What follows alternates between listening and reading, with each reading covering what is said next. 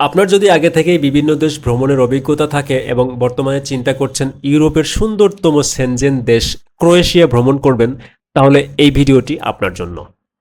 ভিডিওতে আমি দেখিয়েছি ক্রোয়েশিয়া ভিজিট ভিসার আবেদন কোথায় করবেন, কিভাবে করবেন, কি কি ডকুমেন্ট লাগবে, কত টাকা খরচ হবে, কতদিন সময় লাগবে এবং ভিসা পাওয়ার পর কি কি করবেন। সবশেষে এমন কিছু গুরুত্বপূর্ণ পরামর্শ দেব যেগুলো অনেক আবেদনকারী জানেন না, কিন্তু এগুলোই আপনার ভিসা অনুমোদনের সম্ভাবনা বাড়াতে সাহায্য করতে পারে।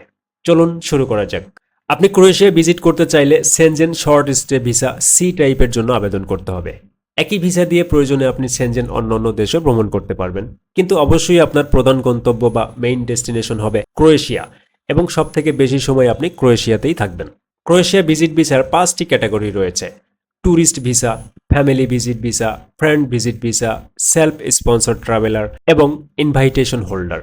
যদি আপনি ব্যবসায়ী, কনফারেন্স বা অন্য কোনো উদ্দেশ্যে যান, সেক্ষেত্রে অতিরিক্ত ডকুমেন্টের প্রয়োজন হবে। বাংলাদেশে ক্রোয়েশিয়া অ্যাম্বাসি নেই, তাই বাংলাদেশ থেকে আবেদনকারীরা সাধারণত বিএফএস গ্লোবালের মাধ্যমে ক্রোয়েশিয়ার সেনজেন ভিসা আবেদন জমা দিবেন, যেখানে ক্রোয়েশিয়ার ভিসা আবেদন সংশ্লিষ্ট প্রতিনিধিত্বকারী সেনজেন দেশের মাধ্যমে গ্রহণ করা হয়।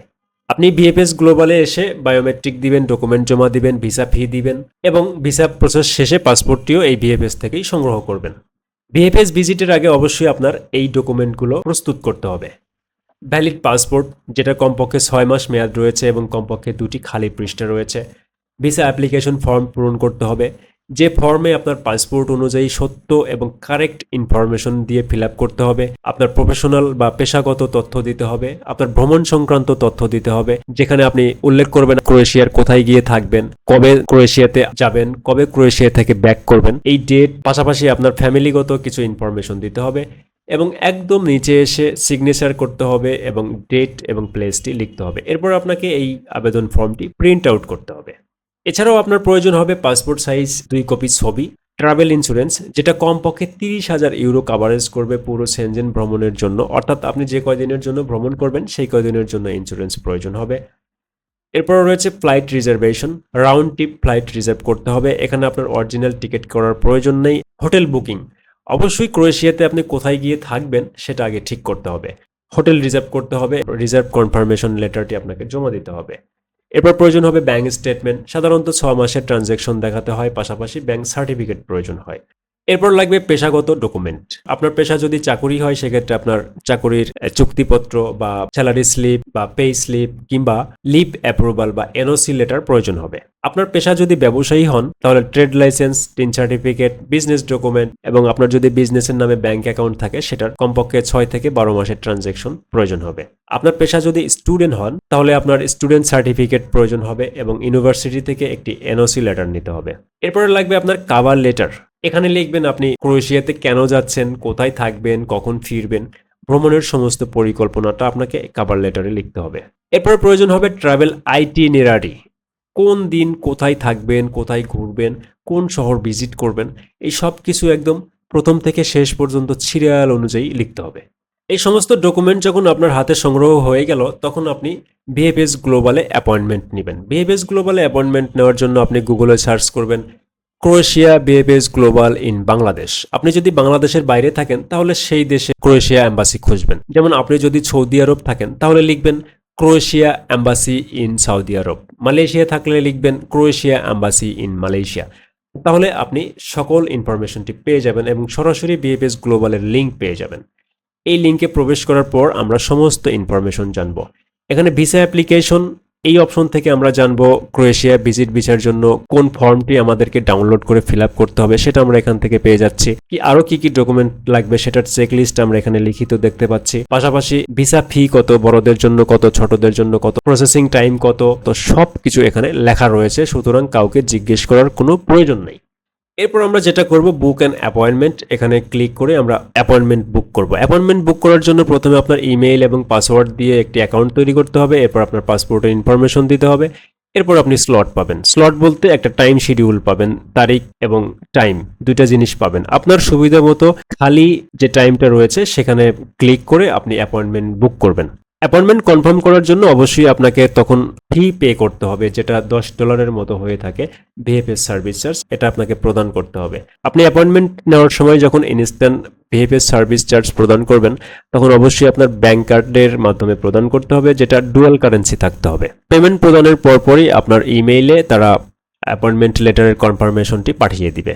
অ্যাপয়েন্টমেন্ট কনফার্মেশন লেটারটি আপনাকে ইমেইল করে পাঠাবে, যেটা আপনাকে প্রিন্ট করে নিতে হবে এবং ভিএফএস ভিজিটের সময় এটা হাতে রাখতে হবে। ওকে, এরপর আপনি ভিএফএস সেন্টার ভিজিট করলেন নির্ধারিত টাইমে।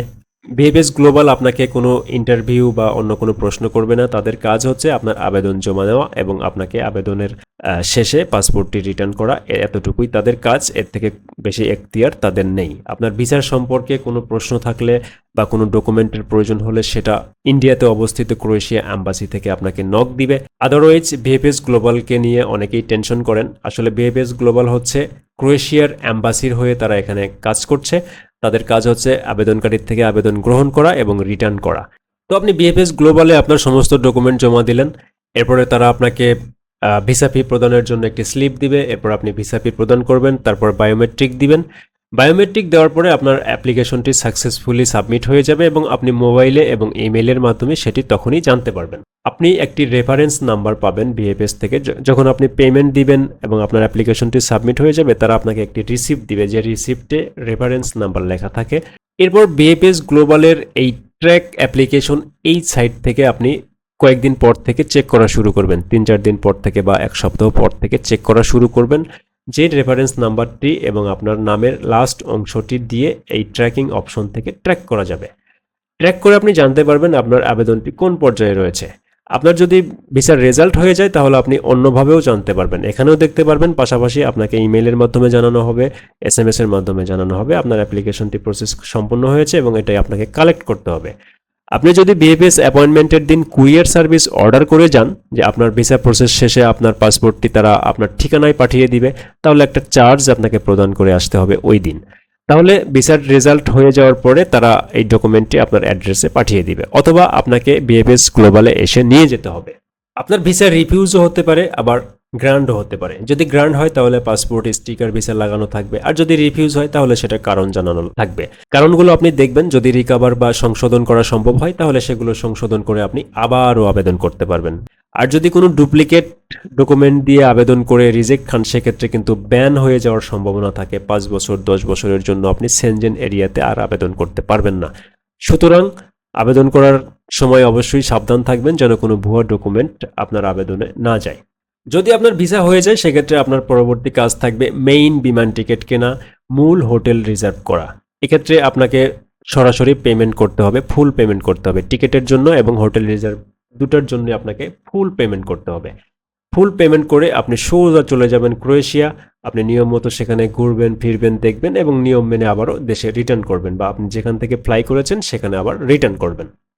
আপনি যদি ক্রোয়েশিয়া ভিজিট ভিসা নিয়ে আবেদন করারও পরিকল্পনা করেন তাহলে কমেন্টে আপনার প্রশ্ন লিখুন, আমি চেষ্টা করব পরবর্তী ভিডিওতে সেগুলোর উত্তর দিতে। আর যদি ইউরোপ, আমেরিকা, কানাডা, অস্ট্রেলিয়া কিংবা বিশ্বের বিভিন্ন দেশের ভিসা স্টাডি ও ট্রাভেল গাইড নিয়মিত দেখতে চান তাহলে ভিসা অ্যান্ড ট্রাভেল একাডেমির সঙ্গেই থাকুন, সাবস্ক্রাইব করুন, ফলো করুন। ধন্যবাদ সবাইকে, দেখা হবে পরবর্তী ভিডিওতে, ভালো থাকবেন।